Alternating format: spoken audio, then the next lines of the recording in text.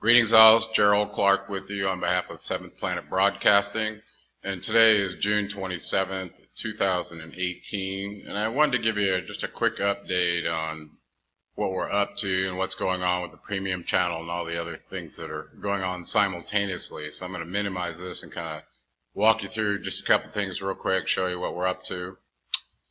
Okay, so first I wanted to say, for those that don't know, we have a group called the Seventh Planet Broadcasting on Facebook.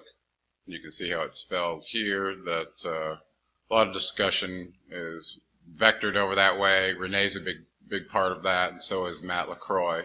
So you'll see us running around over there, and all these other members that are here as well. So it looks like there's about 1,100 members, 1,108.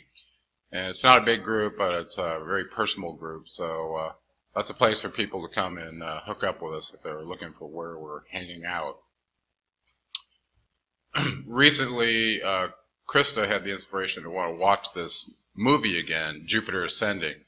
And so I just brought up some of the pictures of it for you here. And we found it quite interesting when we started listening to it for the second time in correlating the names between possibly some of the Anunnaki members that I've written about, and their names, as well as what they were doing relative to treating the planet Earth as a colony where they were milking it for resources. So I thought that was kind of crazy, but some of the names that came up were kind of shocking. First of all, Jupiter was Enlil's planet, so the idea that Enlil is ascending was kind of interesting because I've always thought he was kind of up there anyway. And the fact that there were two other characters that were very key in the movie. One of them was Balaam, who played a lead role, and that's this one here. And we know that Baal in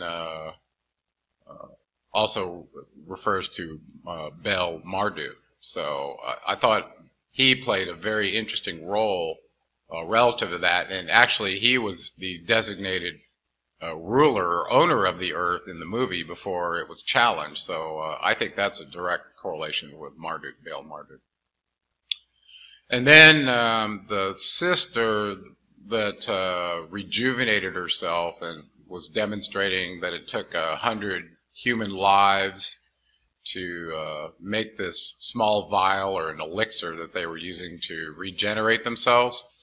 That character's name was Kalik, and I thought that was very interesting because if that was referring to Kali, then that archetype that was being used was definitely the Inanna archetype, and that's who Kali was. So all of a sudden now we've got Marduk and Kali in there, and possibly Enlil's reference to Jupiter. So it was an interesting movie. I won't spoil it for you, but may want to take a second look at it and listen to some of the premises and how some of the beings that were stationed on the Earth, like this one and his counterpart, let's see if he shows up down here, his nemesis that he ended up being in relationship to. I don't see. Oh yeah, this one.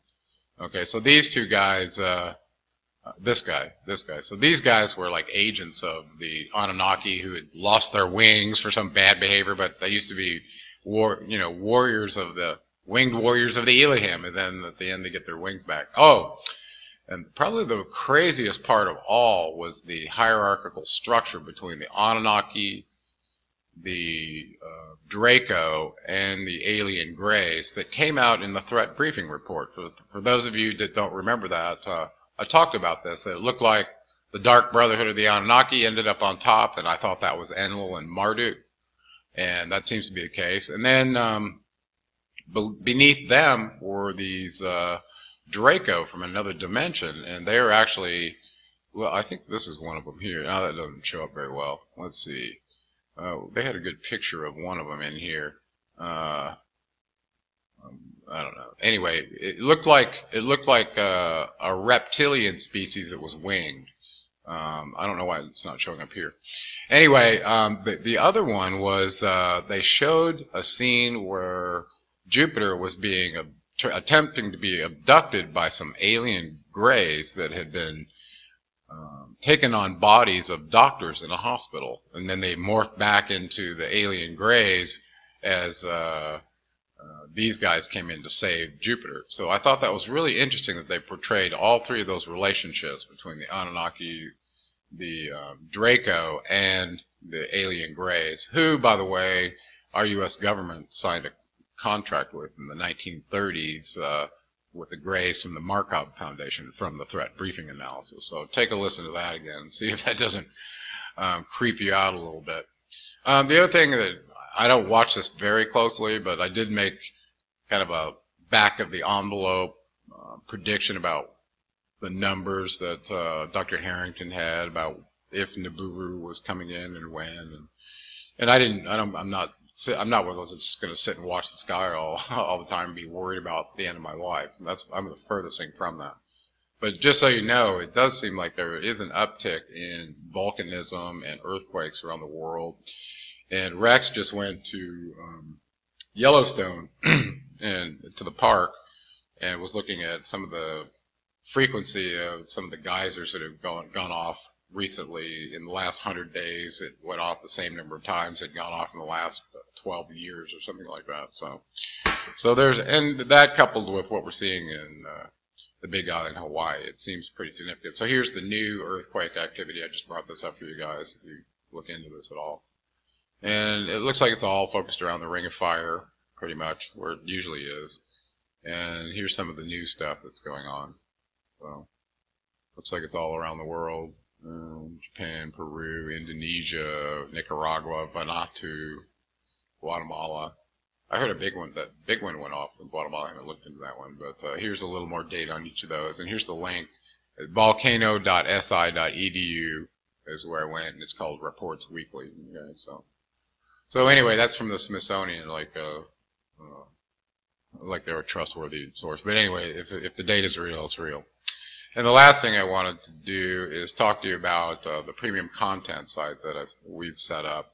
And I want to give a big shout out to Krista for taking the lead on setting this up, because we saw what was happening with YouTube and such, and we really wanted a place where we could share with you all without feeling like we were going to get censored to death. So you can see we've got quite a lot of content stacking up in the channel, and Krista has her own premium channel as well that's stacking up pretty nicely. So some of these shows go all the way back to my early 7-Planet broadcast shows, and one of them that caught my attention was this Gerald Clark and Leak Project, Facing Death, No Fear. It's about 32 minutes long.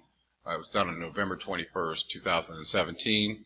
And I think it was somewhat of a follow-up to those that get distracted by scary events in the world, lose track of who they are, finding their passion and just sharing it with the community, and get scared into living a reality that's full of fear. And that's the last thing we want you to do. We want you to understand you're an infinite being, and that this is only a temporary experience for you, and there's nothing to be afraid of. You may take on other bodies or not. That's really probably up to you. But while you're here, while you're in this body, you're probably here for a mission. And we're here to support you in being all that you can be in doing your mission. Okay, so don't live in fear. It's been Gerald Clark with you on behalf of 7-Planet Broadcasting and the new Gravity Body Academy that we're so excited about. And we'll talk to you guys next time.